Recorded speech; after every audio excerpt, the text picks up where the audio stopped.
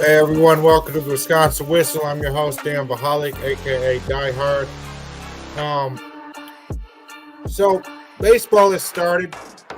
Uh, Brewers, luckily, these last two games have won, so they've looked a lot better. But the first start of the season was rough, I guess, to say the least.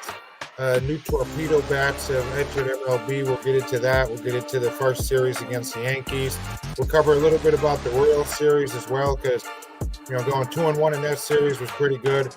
The Bucks had a couple tough games in the past week. I'd say pretty.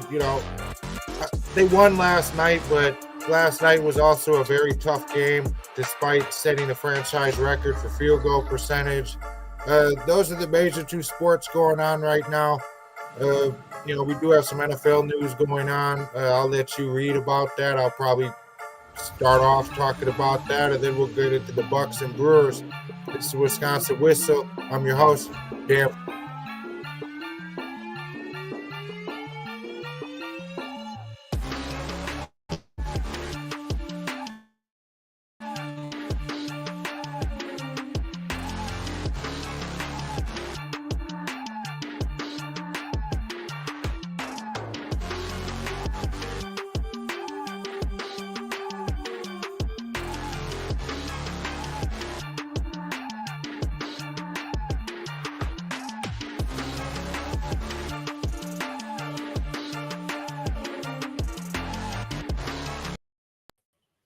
Hey everyone, welcome to the Wisconsin Whistle. I'm your host, Dan Vachalek, aka Dyhard.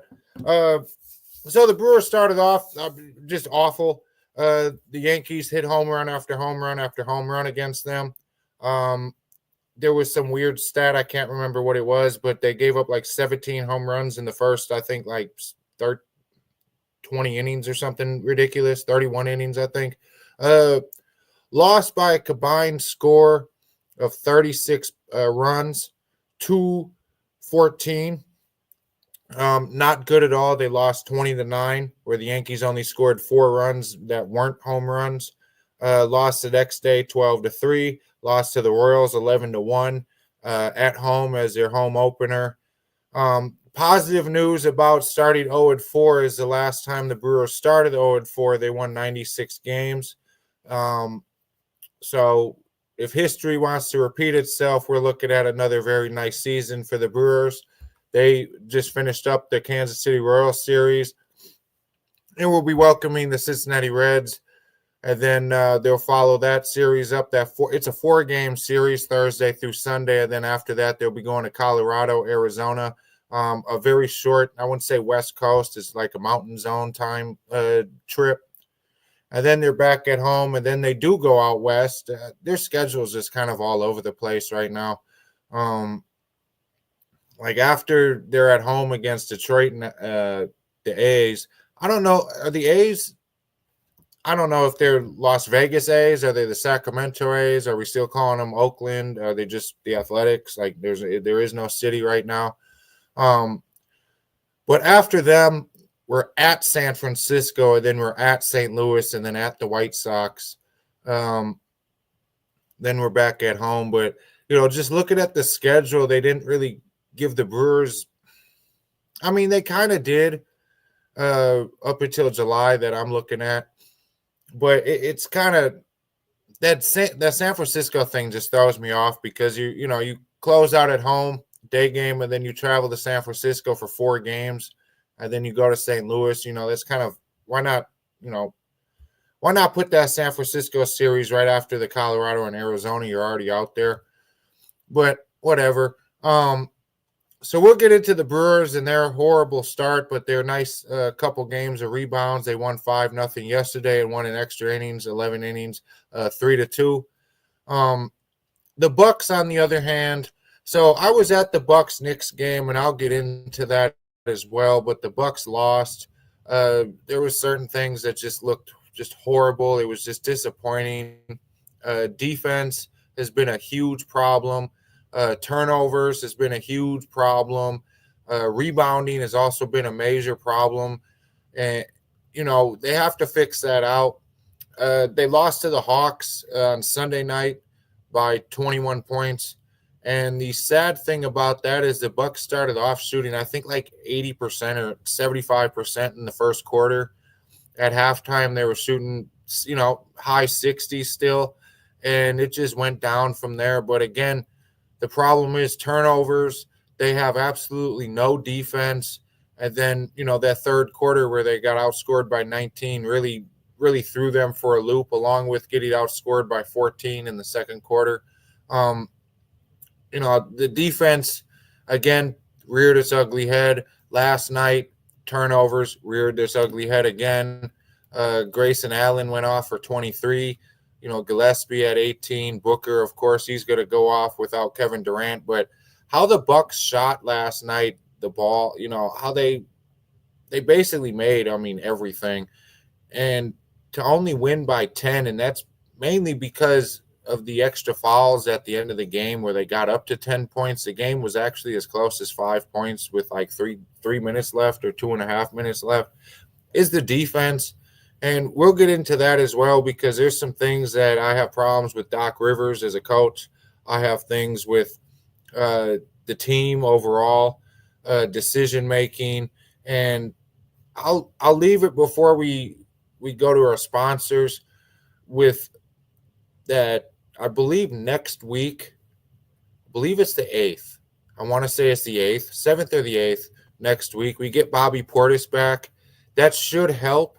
However, with how this team and Doc has been operating the bench, I believe without Dame, Pat is going to be the one that's going to go, sit down, and he won't play.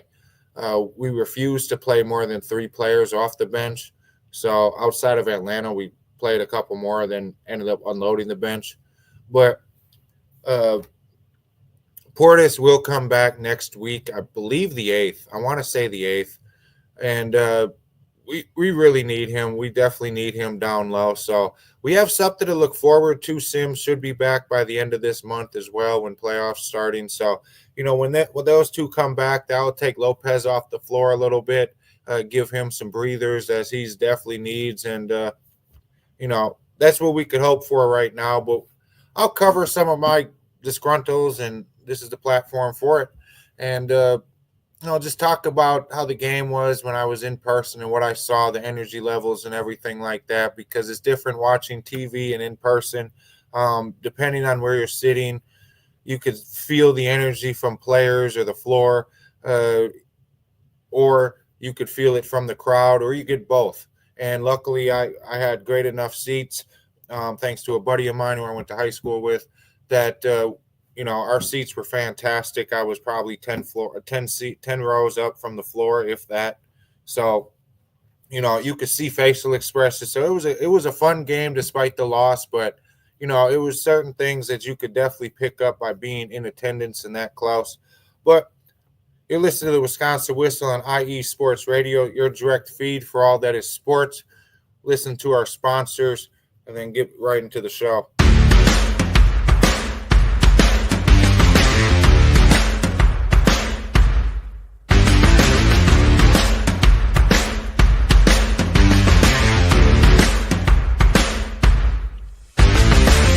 Hi, eSports Radio fans. This show is brought to you by Planet Jerky Premium Brisket Beef Jerky. Planet Jerky is the official jerky of the 2022 California League champion Lake Elsinore Storm, Single A affiliate of the San Diego Padres. This all brisket jerky has gluten-free options, contains no MSG, no sodium nitrate, is low in sugar, and high in protein. Go to their website at planetjerky.net and follow them on Instagram at Planet Jerky. Planet Jerky, the jerky that's on a whole other planet.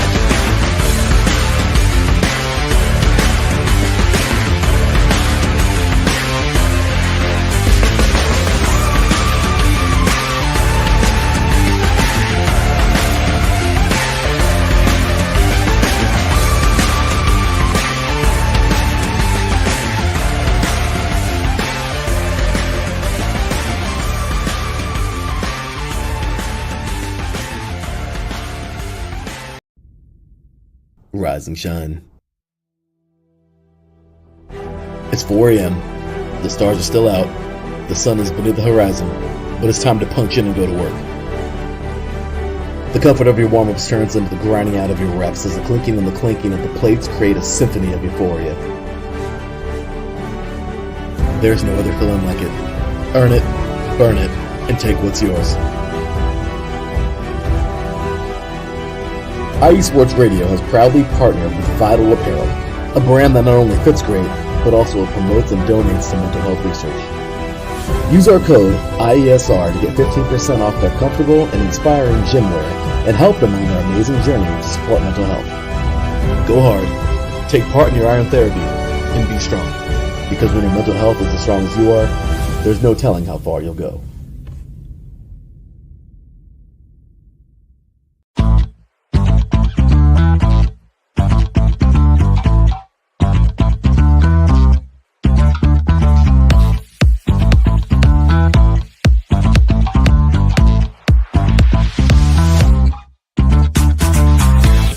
Hey there, IE Sports Radio fans. Be sure to check out our sponsor, Seal the Deal Wax Seals by Cecilia B.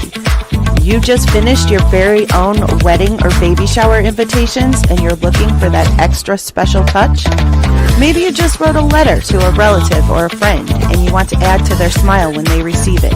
Then seal the deal with Cecilia's handmade sealing wax stamps for your invitations, letters, and gifts. You bring the deal, we'll bring the seal. You can find them on Instagram at sealthedeal_wax stamps and on Facebook, Seal the Deal Wax Seals.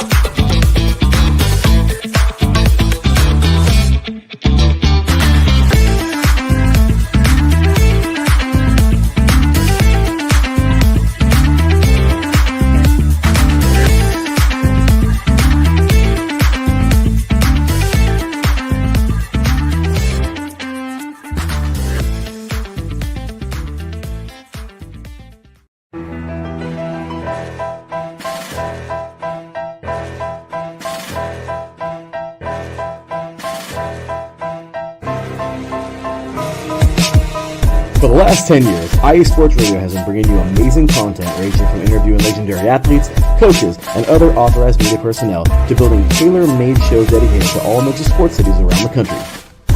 Make sure to follow us at IE Sports Radio on X, Instagram, Facebook, TikTok, and YouTube to keep up with the latest in sports and with all of our shows.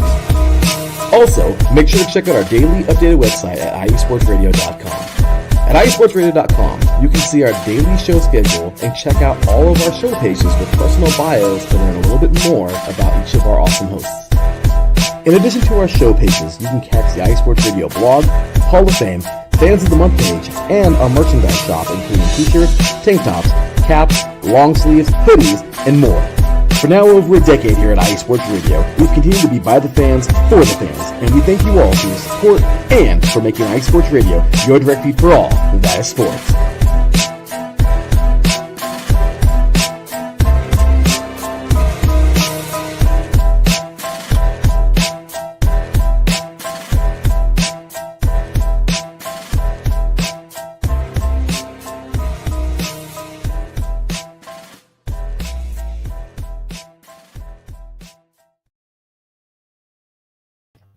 All right, everyone, welcome back to the Wisconsin Whistle on IE Sports Radio, your direct feed for all that is sports. Please check out our newest sponsor, Raw Nutrition Supplements, at getrawnutrition.com. You could use promo code IESR for 10% off. That's getrawnutrition.com, promo code IESR for 10% off. So I don't want to waste too much time.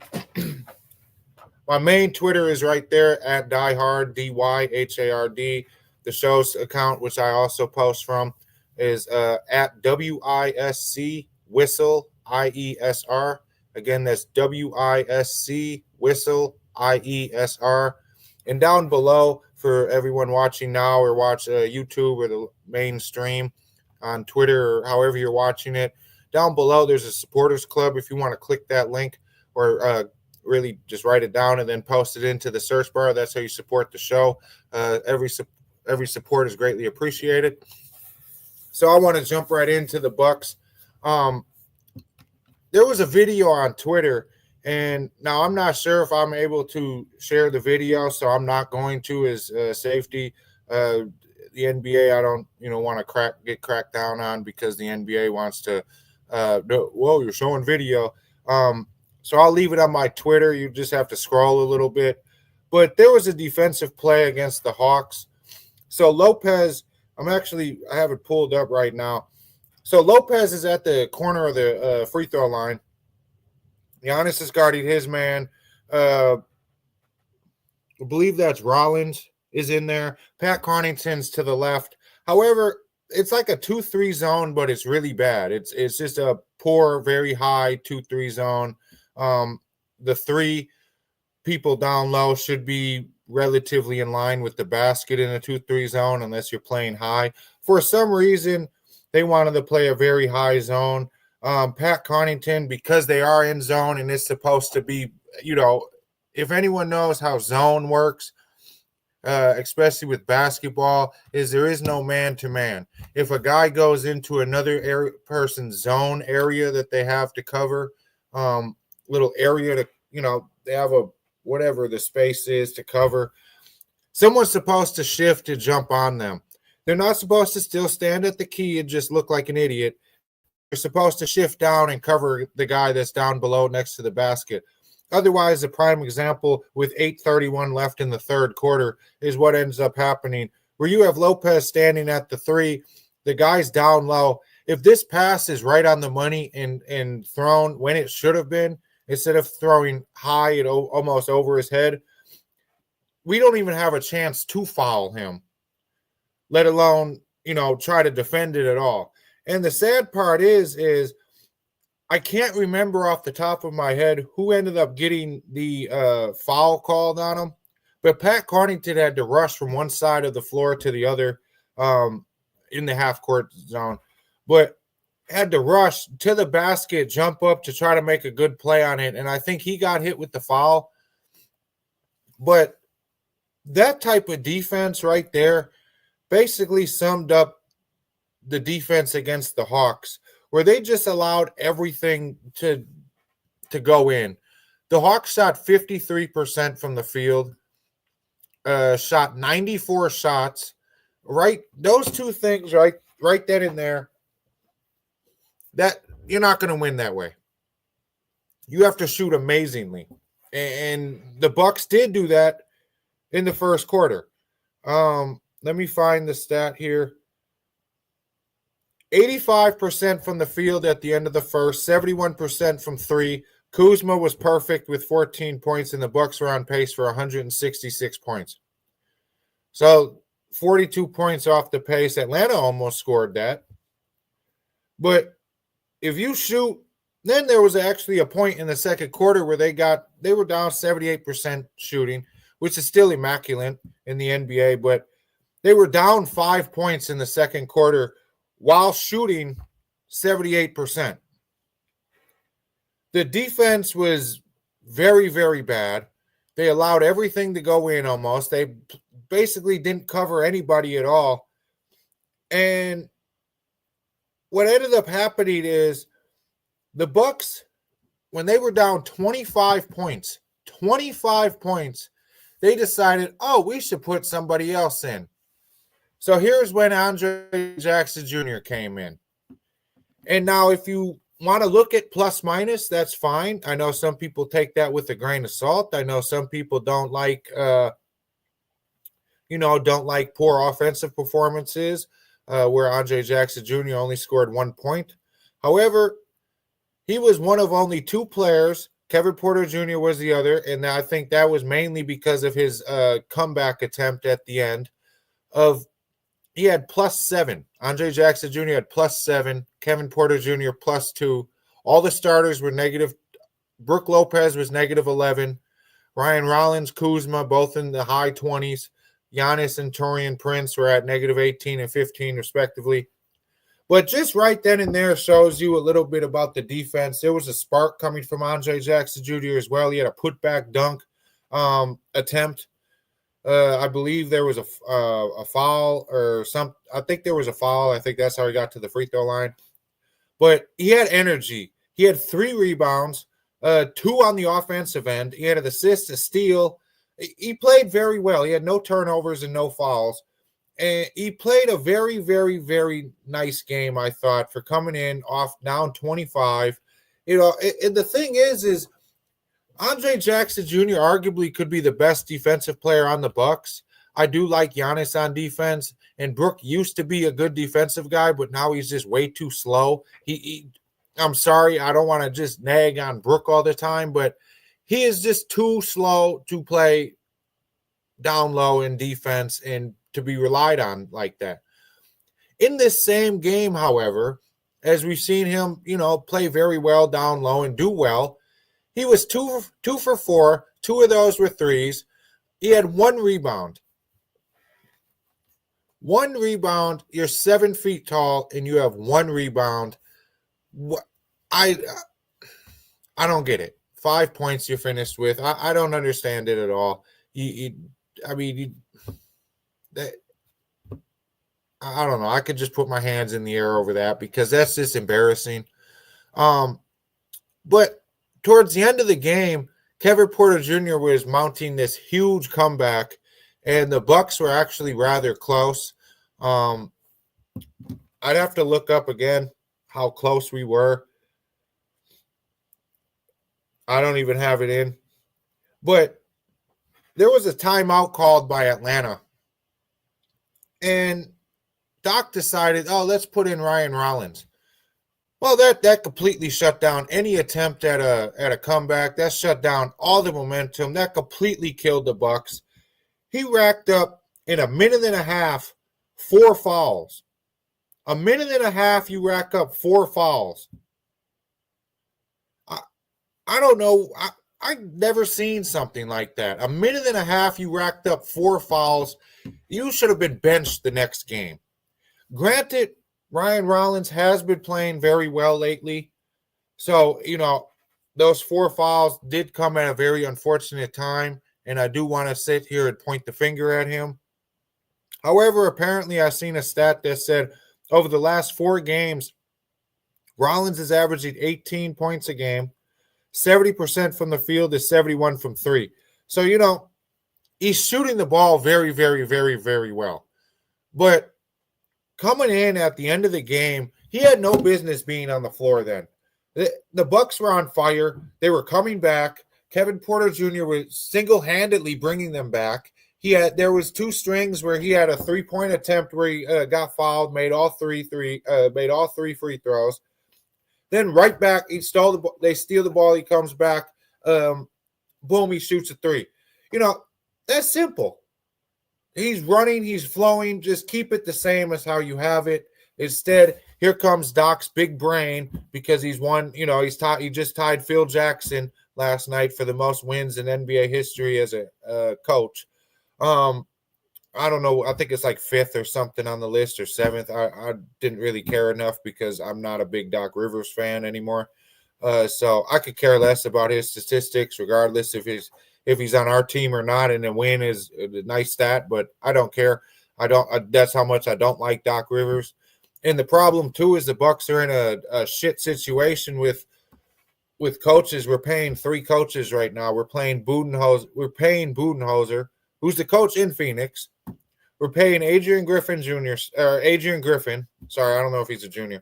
Adrian Griffin. We're still paying him. Now we're paying Doc. Do we fire him? You can't. Then the problem comes here. So now we're paying 3 coaches. If we get rid of Doc, now we got a 4th coach that's going to be on the payroll. But our salary cap situation is horrible too. We're strapped for any money. We can't sign players over such and such amount. If we make a trade, it has to be at least equal or more that we're sending out. Then add on top of that, we have no draft picks.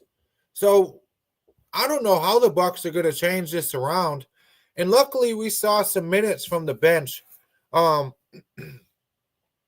Livingston looked like garbage. That was just, I don't know what they were doing. The entire bench, I apologize to everyone on Twitter for wanting the bench to play or try out the bench because in those 3 minutes, that was not a bench. those players were awful. That was really bad. Pete Nance, Chris Livingston, Tyler Smith, Gary Trent, Jamari Bouye. That was really bad watching them out there. And unfortunately, Kevin Porter Jr. had to stay out there with them. However, I would like to see some Tyler Smith in there. He did get a board. He made a 3 at the end of the Knicks game. And I would like to see him get a little bit of time. I don't want to just sit here and say, oh, okay, they played 3 minutes. All of them are garbage. They could sit on the bench. So I'm not saying fully that. But how that night was at the time, the knee-jerk reaction was, yeah, these guys are awful. I mean, they just looked bad. But again, how are you going to look if you sit cemented to a seat on the bench all game, every game, game after game after game for weeks or months on end? You're going to look really bad too. That'd be like, you haven't played in 10 years. You get out to go shoot around, and now all of a sudden you wake up the next morning and you're super sore. It's the same principle on different level. But speaking of the Knicks game, now this game was another game where the defense wasn't there. The Bucks shot 54% from the field. They had 16 turnovers. Knicks only had 8. Again, there you go. Also, offensive rebounds. Knicks had 14. Bucks had 3. Total 44-32. Again, turnovers, a story. Defense, a story. Rebounding, a story. Now, you look at the Bucks and you think, oh, they have Giannis. They have Kuzma, who's 6'8", or 6'9", or whatever he is. You have Brook Lopez, 7'1". They should be able to get some rebounds. No. Brook Lopez won't get more than 5. Kuzma, 5, 6 a game. Giannis will get them. But having one player just relied on for rebounding that's not going to win anything. That doesn't look good. Another thing that I thought was very dismal, especially since I was in the crowd, was Kevin Porter Jr. got dropped down to 14 minutes only. AJ Green had 26. And the reason they're playing Pat is because AJ Green's out. Now, if AJ Green is able to come back relatively soon, I believe he has an AC sprain or something. He's got a shoulder injury, which happened at the end of that game, and I saw it happen right there. The funny thing that I noticed, AJ Green had a good game. He was 2 of 5 from 3, 3 of 6 from the field, but he had 4 fouls. Only Giannis had more. I thought maybe Giannis should have sat for the rest of the third quarter, but he did put him in after he had 4, and then he racked up another foul right after that, so he had to play cautiously the entire fourth quarter when he could have just sat for the rest of the third and then, played. But the problem, though, is, you play AJ Green. He had 4 fouls. He only had 8 points despite his nice shooting time. Played 26 minutes, though. And for a sharpshooter who's supposed to be this 3-point specialist and everything, going 2 for 5 from 3 is all right. 40%, whatever. He shot actually better than the team as a whole. However, shooting the ball and only scoring 8 points, having 2 rebounds, doing nothing else except 8 points and 2 rebounds in 26 minutes. I just wonder what were you doing on the floor where, that's it. That's all you contributed in 26 minutes. It's rather disappointing, especially, it's more disappointing when you look at Brook Lopez. Yeah, he has 6 assists and 5 rebounds and 2 blocks, but he had 7 points in 34 minutes and shot the ball 1 less time than AJ Green overall. Missed both his free throws. But again, rebounding is an issue. Then you have, AJ Green. He went down, and I noticed nobody cared that he was injured. Nobody from the stands. Usually, like if a player gets hurt, you'll hear as you're sitting in the stands, people say stuff or like, "Whoa, he's hurt. Hey, what's going on?" Nobody cared. Nobody made mention. There was a couple people around me who actually said, "Oh, good, maybe he could actually see the bench." Um, you know, it just seemed like nobody cared, and not only from a fan perspective, but from the Bucks' perspective as well. They just didn't care. It seemed like they still kept playing, which is fine. The play was still going on. I expect you to still play through it and stuff, even if a guy's hurt. But even when he got up, like you didn't really notice a whole bunch of people rushing to see if he was okay or trying to help him out. It's more like they just didn't care. Now, I don't know if that's because that came after Doc Rivers decided not to challenge a false goaltending call. Now, yes, the refs called it. That doesn't mean it actually is true, though. Because when you have replay, multiple views on the big board while you're watching the game, sitting there, and you see that the ball is still going up when Giannis blocks this, that's not goaltending. Goaltending is when the ball is going down or you impede it from going into the hoop. And this was not the case. It was still on its way up, which means it wasn't going down yet, which means no goaltend. It was a comeback coming at this point, actually. It seemed like the Bucks had some stuff going on, like they could actually pull this out. And after that failure to challenge by Doc, it killed everything. It killed not only the fans' mood, but you could literally feel the defeat, the I don't care feeling anymore from the players. And I've never felt something like that as violent, as hard as I did. I felt it through everything of me. Like, you felt a lot of energy. You felt a lot of, hey, I have optimism. I have hope that the Bucks can win, come back, everything, until there was no challenge called on that. And it literally was like everything rushed out. It was like, oh, well, Bucks lost. Oh, another loss. It's literally that it was like the players were just playing just to finish out the game. The fans were just there just because that was what they had to do today. It wasn't even like it was fun anymore for any of the fans that were there. It was almost like it just felt like all their energy left, and it was like, well, it looks about time to go home. It was really shocking to feel that. And that's not the first time I've heard of that stuff happening. I had a friend of mine that went to the Cleveland series, and he said the energy level there was just nothing. I've heard from people on Twitter that some games they went to where Doc doesn't do something or he makes a change and takes out Porter while he's doing well or makes a change. And, the change just looks like, it's just a questionable decision. And it kills a lot of the energy. And they said they felt that a lot more this year than they have in the past. And I'm really not surprised with how this team's been playing. The defense is just really, really horrible.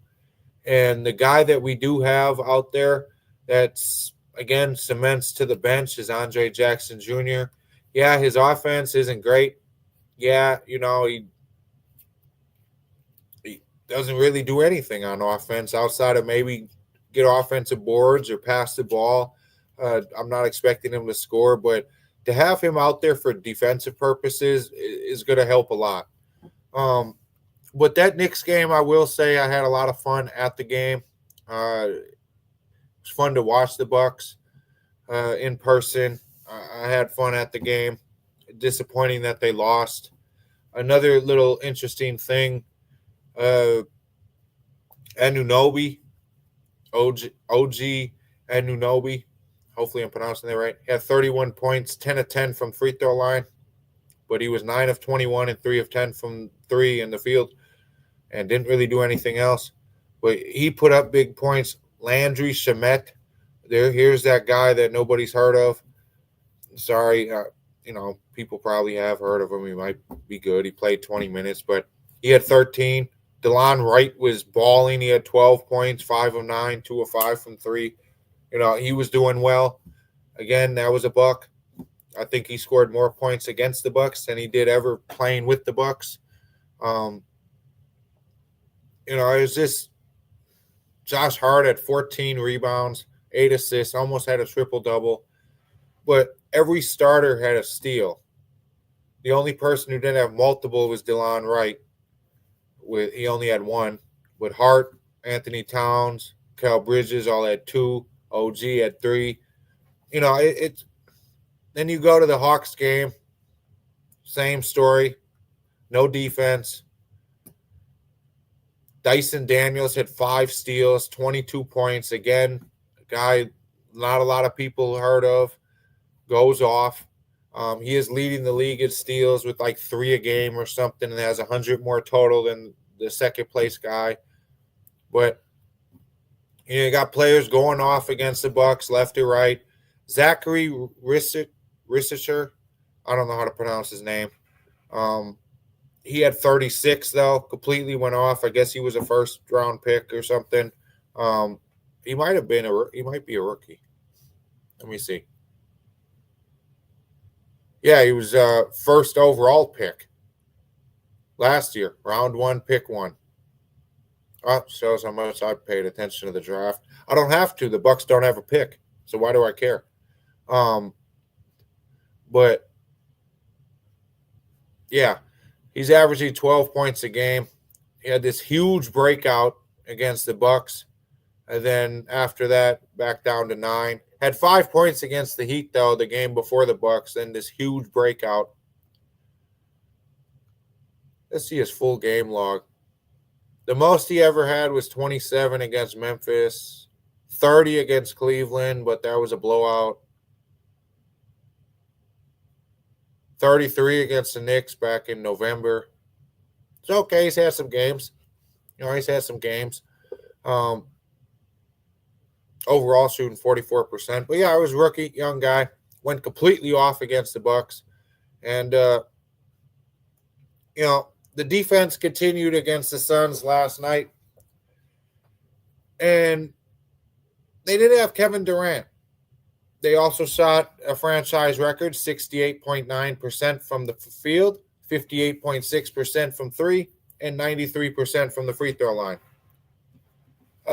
Porter Jr. had 9 points off the bench. Again, he was at 17 minutes. You had Pat at 17 minutes, and then you had Gary Trent at 27, and that was the bench. Everyone else played over 30 minutes starting. Ryan Rollins had a nice game, 23 points, 5 assists, 5 boards, 8 of 10 from the field, 5 of 7 from 3. He had a very nice game. Giannis, very nice game, 37 and 11. He had 5 rebounds. Brook Lopez, 22 points, 10 of 13 shooting. Kyle Kuzma, 5 of 10. Torian Prince, 6 of 8. Everyone shot the ball well. And 18 turnovers. 18 turnovers. 15 offensive rebounds for Phoenix, 3 for the Bucks. 2 of them were by Kuzma and 1 was by Pat. And that was his only rebound of the game. So again, same story. Defense is terrible. Not rebounding the ball, especially on offense. Turning the ball over. Those 3 things continue to kill the Bucks every single game. And it's disappointing to see. There's no way watching last night's game, even though they won, that they should have even been within 20. They shouldn't even been within, how the Bucks shot last night, that game should have been a 30-point blowout. But that's what we get. That's what we get as Bucks fans.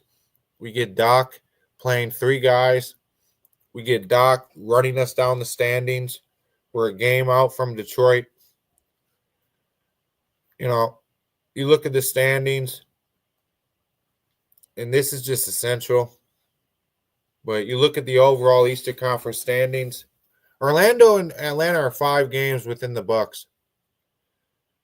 Now, granted, there's 7 games left, so 41, 75. Yeah, 7 games left. So, are the Bucks going to lose out? No, they won't. Bucks aren't going to lose out. You don't have to worry about that. They play Philly. Everyone's injured in Philly. Then they play Miami. Then New Orleans twice. If they lose both times to New Orleans, panic. Slam the panic button. Just slam it. Just slam it. They shut down two of their players recently, Zion and I can't remember who the other one was. Zion and McCollum, two best players. They shut them down. So they're not going to play for the rest of the year. New Orleans is 21-54 on the year. And actually, I saw that they probably won't even get a top 2 pick, which is funny, but it is what it is. However, we play Philly tomorrow. Then we play Miami Saturday, New Orleans Sunday, Minnesota next Tuesday, followed by New Orleans next Thursday. And then we end the season Friday and Sunday, the 11th and the 13th against Detroit. So with this schedule, the Bucks definitely, I don't think are going to lose out. I definitely don't think they're going to lose out. They have 4 road and 3 home. No way you're going to lose, So basically, unless the Bucks really go on a run here, and all these games are winnable games for the Bucks. They could beat Philly. Philly has everybody injured. If it's Philadelphia, they're not good. They just look like a completely different team than ever. Miami, yeah, they have Wiggins, but Butler's not there. They definitely could beat Miami. Miami is vying to stay out of the 10th spot, but everyone actually in the East has already been decided. These are all the playoff teams. However, Bucks cannot fall. Well, Miami's a winnable game, very winnable. They've blown them out last time they were on national TV. They won the last time they played them, 120-113. Where was that? Yeah, 125-96 when they were on national TV, and that was a game that was postponed against New Orleans, so that's why that New Orleans game is back on the schedule. But New Orleans, like I said, no Zion, no McCollum. There's no way you lose those two. The Minnesota game, that I would say is probably the closest to a toss-up for the Bucks remaining. Minnesota's very good. They're actually a 7th seed at 44-32. They'd be a 4th seed or 5th in the East, 4th or 5th at their record. But they're pretty comparable to the Bucks. Actually, the Bucks blew them out. I remember the show that I did, and I said, Bucks and T-Wolves are playing tonight. I'd be shocked. I said I'd be shocked if the Bucks were able to pull that victory out, and they won 103-101. So again, this is all these games are winnable. Against Detroit, they beat them in overtime in November. They beat them in December, beginning of December. And then now they're going to face them the last 2 games of the year. The only thing with Detroit is they were on fire for a while. And then they just recently got into some fights with Minnesota in a game they lost. But they've been playing very well. They beat the Cavs. They lost to the Mavericks, though, which is shocking. Barely beat the Heat. Lost to the Thunder, but they kept it close. Lost to the Wizards even after blowing them out by 20 the game before. The Pistons were on fire for a while. They've seemed to, settle back into their natural rhythm. However, they're still are above the Bucks. So the Bucks have to keep winning. If Detroit wins, Bucks have to win. If Detroit loses, Bucks have to win. Because when you look at the standings, if you're the 6th seed, you got to play the Knicks. You just have to pray that we don't get swept or we don't get a gentleman's sweep. If you're the 5th seed, you're going to play the Pacers. That's easier. We can compete against the Pacers. Knicks, not happening. Celtics, no. Cavs, no. Just stay above the Magic. I don't see Magic or Hawks passing us. So Bucks are likely going to get a 6 seed unless they switch places with the Pistons and get the 5. That's our best hope. That's what we need to root for, is get the 5. We want to play the Pacers. We have a chance to win that series and go to the next. And anything can happen when it comes to the playoffs, but I'm not confident in playing the Knicks, Celtics, or Cavs. I'm not at all. In a playoff? No. So we'll see. But that's the Bucks. Defense, turnovers, offensive rebounding. Hopefully Portis kind of puts a spark into him when he comes back next week. Hopefully Doc still utilizes Porter Jr. heavily. I think he needs to be involved a lot heavier than what he is, 25 minutes a game. He needs to be basically our 6th or 7th man with Gary Trent. And then after that, I believe Portis and all of them need to play a lot, split them around. We should have an 8-man rotation at all times. I believe Pat should get a little minutes. I believe, AJ Green should get some minutes as well when he gets back healthy. However, I'm not playing him more than 10 minutes a game. I'm just not. If you want to run with 8 bench guys, you could sit Pat and play AJ. You could play AJ and sit Pat, but it's got to be – actually, both of them would have to be benched if you're running 8, because it would be Portis, Trent, and Porter Jr. So that's what I think. That's what I think the Bucks should do. Luckily, Portis comes back next week. He will see a lot of action. Give Lopez a lot more time off, especially with the playoffs coming near. And if we do get that 5th seed, we'll need everyone healthy and everyone full gun for that. So we're going to take a quick sponsor break real quick, and then we'll jump into the Brewers and how the first week went, because those first 4 games were terrible, but there were some benefits and positive things that happened, like winning in extra innings today, shutting them out last night. I think it was – I actually want to see. I think it was like 2 or 3 hits or something that KC had. 4 hits. They had 4 hits. So, I mean, very, very, very nice game last night by the Brewers all the way around. So, there's some positive things going on with the Brewers. Again, I said last time they started 0-4, they won 96 games. So, we still have a lot of hope left. There's still 158 games left. So, still a lot of time left. A lot of time left. So, no reason to panic. But I do want to cover what exactly was going on in New York. You're listening to Wisconsin Whistle on IE Sports Radio, your direct feed for all that is sports.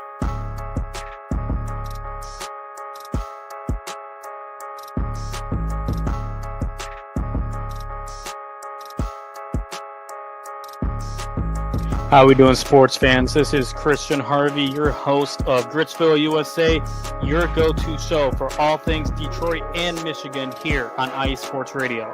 Whether you're here for Gritty Lions talk, getting pumped up for the great Detroit sports renaissance, or hating on your neighbor depending on if they were green or blue, we got you covered. Whether you're in the East, West, or Central, we got you covered. Join me as we tackle through all that the great state of Michigan has to offer in the world of sports. Catch me, Christian Harvey, each week on Gritsville, USA, right here on IE Sports Radio, your direct feed for all that is sports.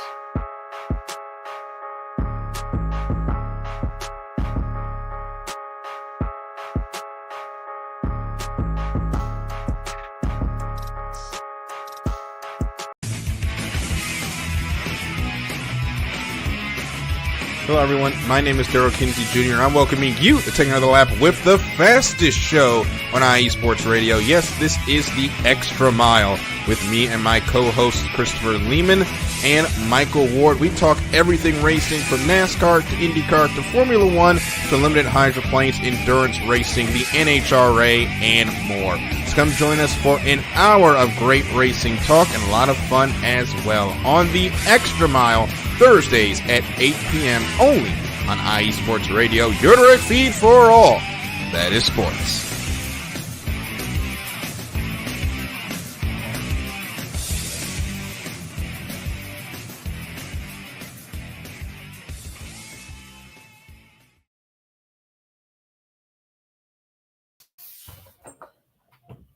All right, everyone. Welcome back to the Wisconsin Whistle. Again, I'm your host, Dan Vachalek, a.k.a. Dyhard.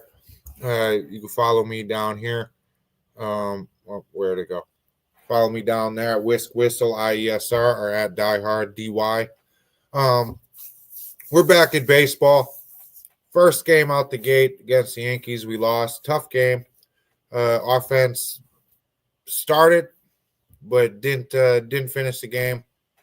Just offense fell apart. Churio started the season off with 5 strikeouts, I believe. Sorry, I got to pull that up. Yeah, 0 for 5, 5 strikeouts, struck out every time he walked up to the plate. Horrible start for him. However, he rebounded nicely, and again, that was game 1. First inning, Austin Wells, home run. Second inning, Anthony Volpe, home run. Peralta, not a good start. However, Brewers did get some runs in the third inning with a Vinny Capra home run. Then a Turang RBI. When was that? That was in the 9th.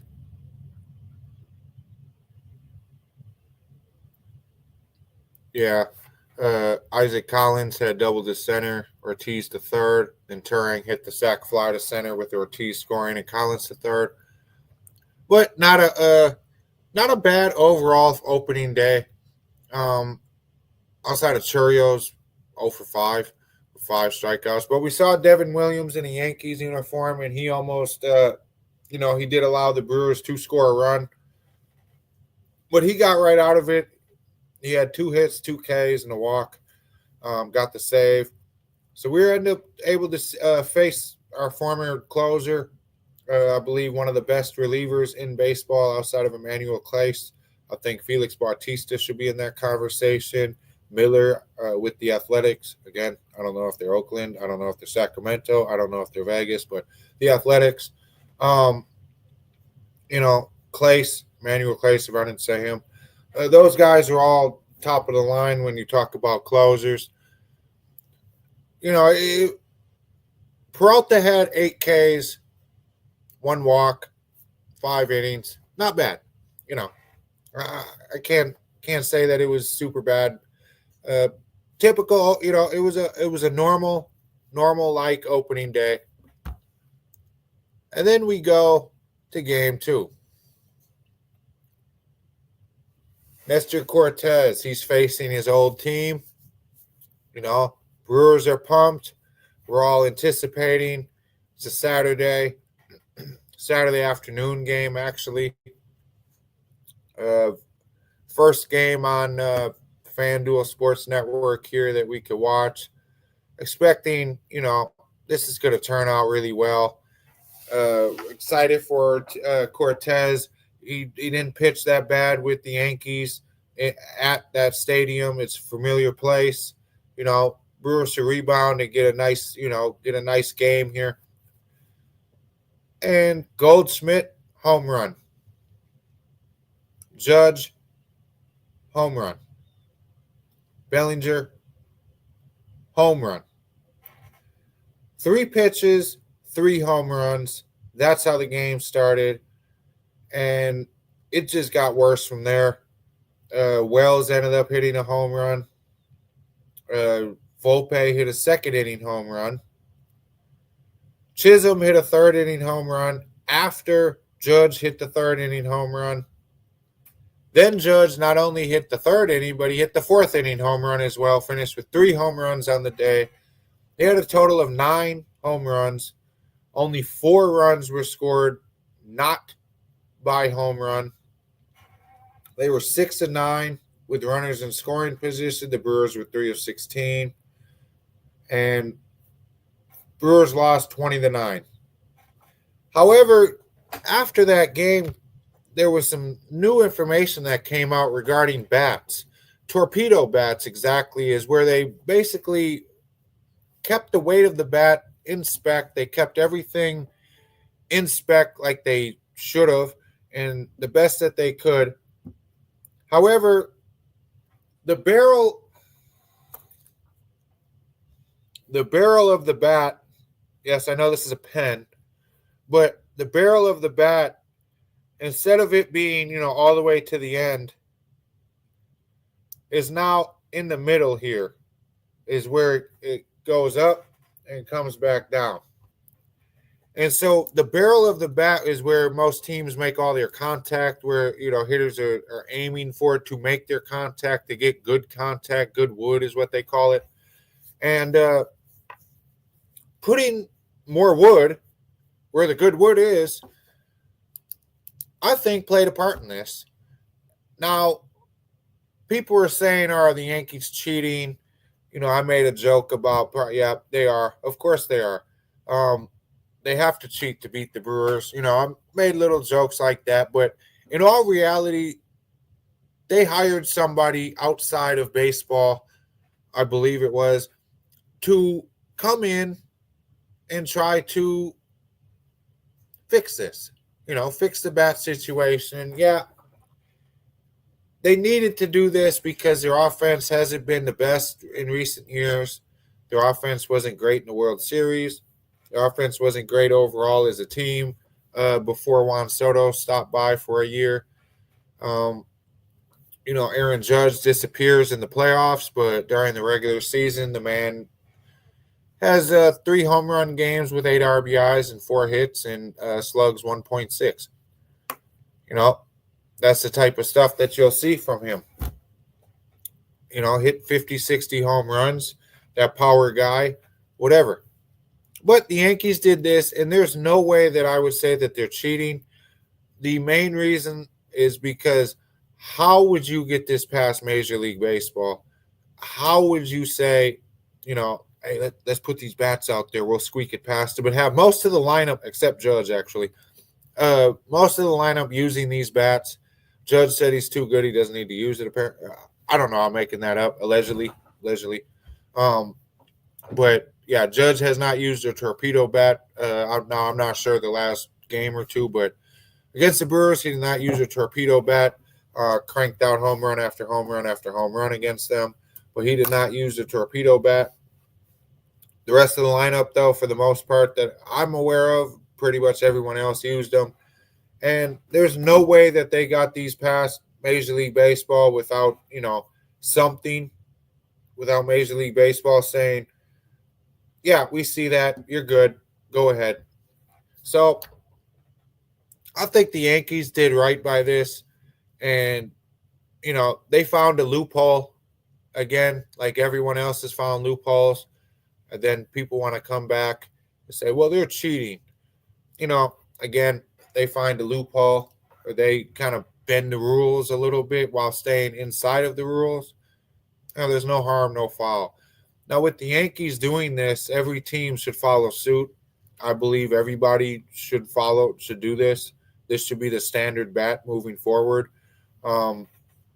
Just because of how the Yankees hit with these bats, why would you not follow this? Why would you not try it? If it doesn't work for you, it doesn't. But, you're smacking home run after home run after home run. Yeah, I'm going to try it. I'm going to start it out. Because on Sunday, it was more of the same. First inning home run for Aaron Judge. Chisholm had a home run in the third and in the seventh. Ben Rice had a home run in the second. It was just more of the same. Now, what's notable and why I bring up the Sunday game is because Aaron Savali went down with an injury. He was placed on IL. He was placed on IL. I'm in football mode, I guess. He was placed on the injured list. So the Brewers had to call someone up. And they have yet another starter that is not able to perform and pitch. And when I say perform and pitch, I mean physically. Because having injuries like that means you cannot play. You cannot go out on the field as you're injured. So Aaron Ashby, he's on the 15-day disabled list.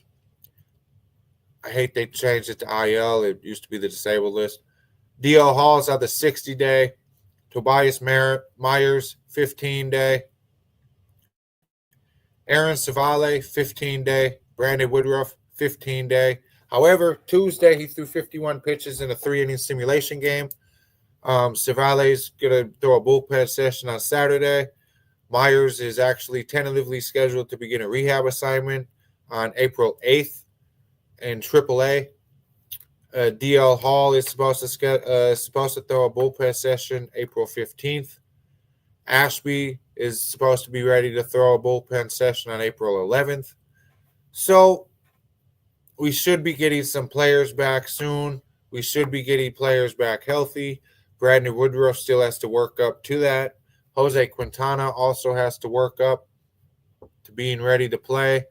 Not so much like he was hurt. At least from my understanding, I don't believe Jose Quintana was hurt. My understanding with Quintana is that he just needs to ramp up after getting signed very late. Trying to see where he is. I don't know why ESPN doesn't even have him on the depth chart on the roster. But they basically, I don't know why Quintana's not even looked at the roster. Oh, he's in the minors throwing some games, getting ready. Okay, that makes sense. That's what I've heard too. So they optioned Quintana down to AAA just to finish building up. He's going to get ready for the season, and then he'll be up in the majors soon. So we should be getting him back up in the majors very shortly. Woodruff should be joining us, probably by the end of this month, the start of next month. We should also get some other players back. But pitching injuries is really just demolishing the Brewers. However, fantastic game last night against the Royals, a four-hit shutout. So they started off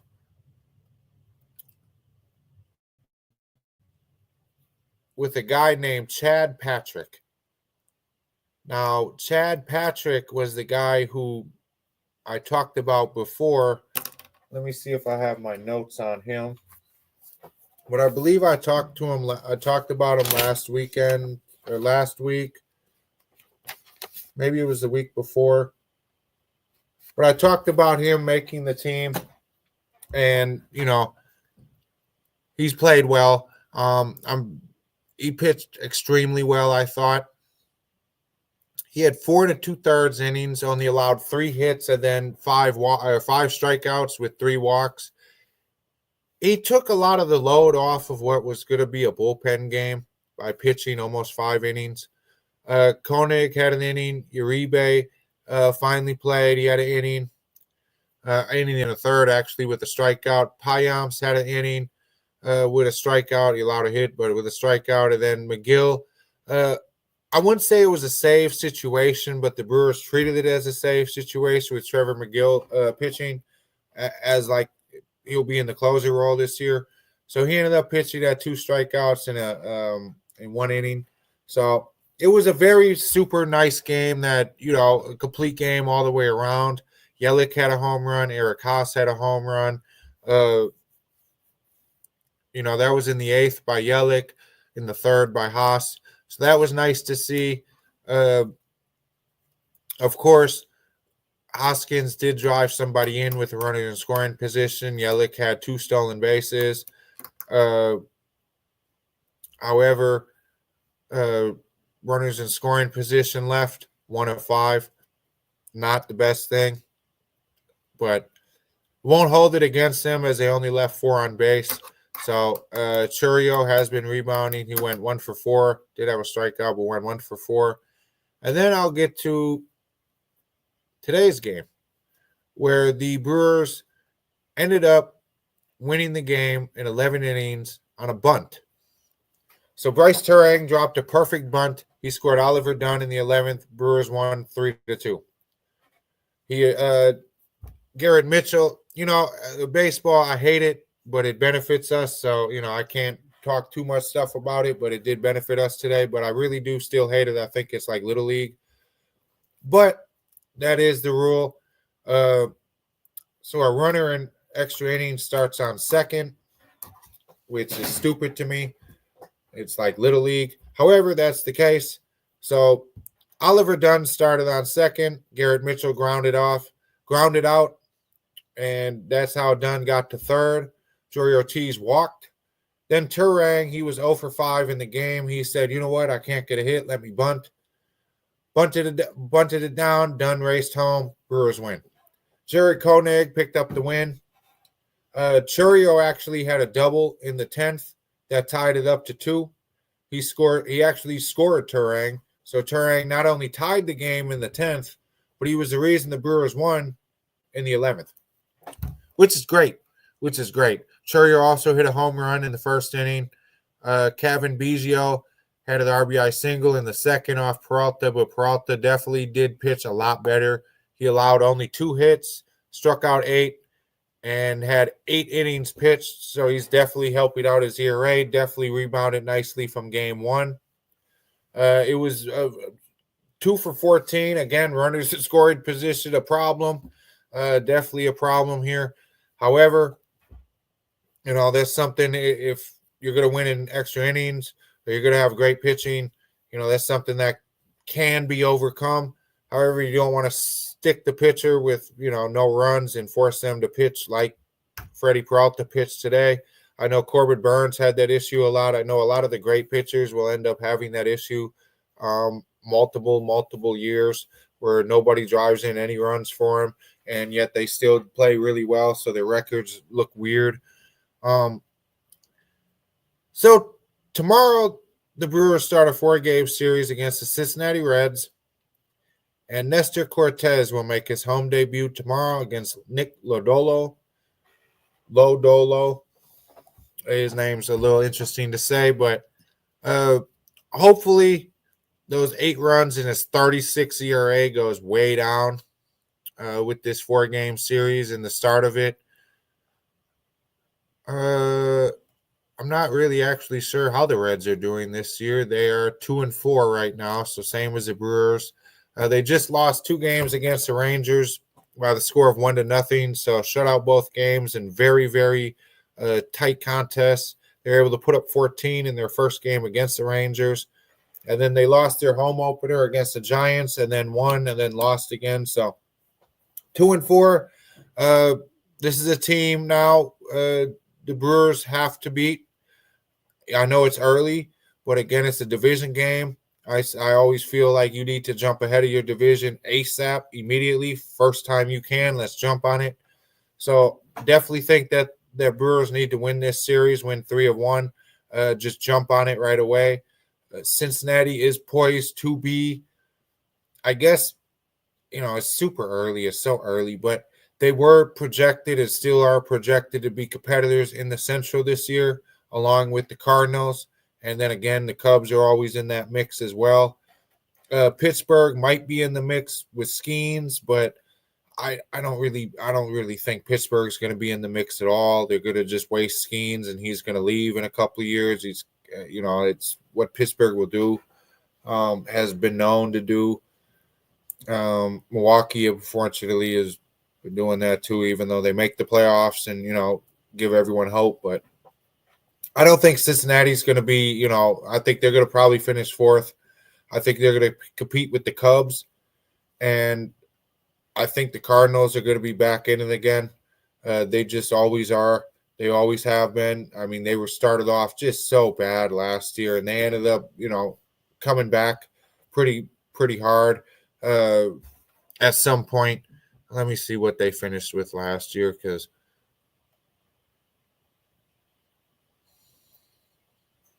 yeah, 83-79. And they started off where, everyone had them. Oh, I can't see. Well, everyone had them, written off, and they stormed back to finish in second. I think the Cubs and Cardinals are somewhat similar. I think the Cardinals are a lot better than they were last year, so they're going to be a lot closer. It'll compete with the Brewers, that's my personal opinion. And then I think there will be a little bit of a 4 to 5 game gap. Then it will be the Cubs and Reds competing with each other. I definitely think the Reds improved from last year. And then Pirates, I think, are going to be just like how they were last year, 70 to 80 wins in that range. So We'll see. But 2 good wins, 2 good rebounds, especially at home. That's always great to see from the Brewers, especially when you start off 0-4. You start off giving up home run after home run after home run after home run. It's just not fun to watch that. I actually ended up turning off the Saturday game midway through. I turned off the Sunday game after little bit in after I think the second or third home run. I just wasn't going to watch a blowout. It was frustrating.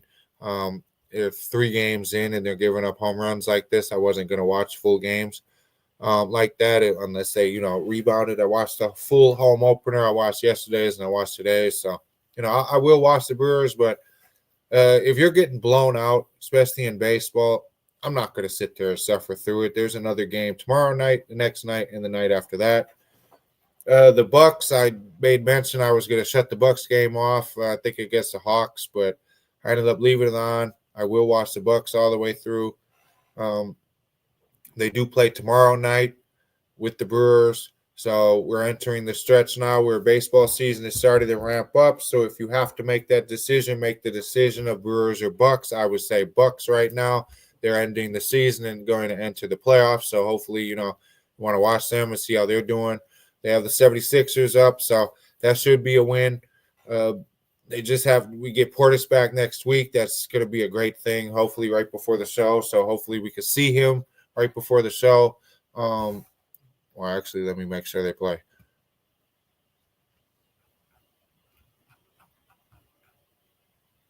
They do play the 8th. I believe that's where Portis should be able to come back. So right before the show, we will officially see him play. So that would be really nice to see how they'd play and perform. And then they will be crunch time with about 3 games left before the end of the season. Hopefully we do not get a 6 seed. That would be terrible because I don't think they're going to beat the Knicks. I think the Knicks might sweep us. Or, if we do pull one out at home, it'll be a gentleman's sweep, and I don't want that. So, let's root for them to win. I think they definitely can. There's 4 games this week from this show to next show. Thursday against Philly, Saturday against Miami, Sunday against New Orleans. All 3 of those are on the road, and Tuesday at home against Minnesota. So, next show is going to be crunch time when I'm talking because it'll be 3 games left. We'll have a pretty good understanding of where the Bucks are sitting when it comes playoffs. If the Detroit games, the home and away, back-to-back games, it's Friday and Sunday, but those 2 games are going to mean a whole lot, or if they're just going to be in two games to ramp up for the playoffs. We'll see. We should know some seeding, and, if they are eligible for that. We'll be 2 weeks into the MLB season next show, so I'll dive into the Brewers as well on that. Speaking of NFL, I did want to brush through. The tush push has been tabled. I know that was a Packer. The Packers brought that up. They did table that. What tabling means is that they're not voting on it. They're just pushing it off until they do want to vote on it, which will probably be later. I don't know when, but they will vote on it at some point. They're just tabling it for further discussions. Apparently, there was some traction gaining for banning it. I don't believe that they will officially ban it, but there was traction on it to get banned. So that's the NFL news that I've been seeing. We're still waiting on Aaron Rodgers to make a decision on where he goes. Russell Wilson signed with the Giants. So it might be Pittsburgh. It might be Minnesota. Minnesota would be hilarious, but I'm thinking Rodgers goes to Pittsburgh. That's my vote. So we'll see what decision he makes. We'll see how the Bucks do with these next 4 games. And hopefully the Brewers are able to rebound and start, stringing some wins together here. I know it's early, but I always say get off on the right foot, and that way you could allow some mistakes throughout the rest of the year. So we'll see how the Bucks do. I think the Bucks can win these next 4 games. I definitely think they're all winnable games the rest of the year, including the 2 against Detroit. If they split them with Detroit, I'm not, shocked.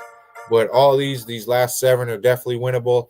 So we're going to fear the deer, and I'm out. Peace.